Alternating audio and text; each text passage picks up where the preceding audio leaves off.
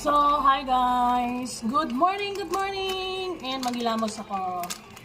Siyempre using our Wow Life soap. So, meron akong existing pimples dito guys. Kasi ako talaga is prone to pimples talaga ang skin ko. So,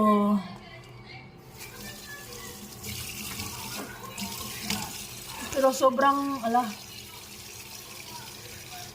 sobrang nagpapasalamat ako sa sabon na to guys. Kasi talagang nakokontrol niya yung pimples ko. Ayun. At saka, para sa akin, hindi rin naman ako nagugulat kung may mga pimples ako. Kasi, lalo na pag may regla, lumalabas yung pimples ko dito. And hanggang ngayon naman, meron pa akong mga pimple marks. Pero, nag-fade na. So, sabon na to guys, ay ibababa nyo lang sa mukha nyo ng 15 to 20 seconds or up to 30 seconds, gano'n. Pero pag feeling nyo na mahapde, na ilis mo na lang. Yun, dito may pimples ako dito, and good thing is to you na for after 3 days, yung pimples ko pa naman dyan is yung may talaga, pulang-pula.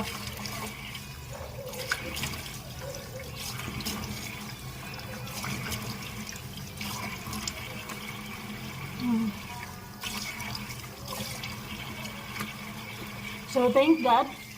Kasi yung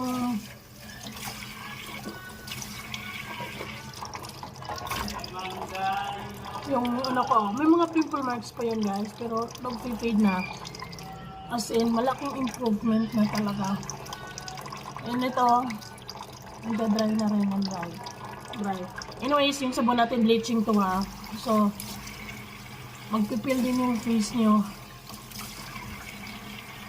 Pero very, very light lang naman.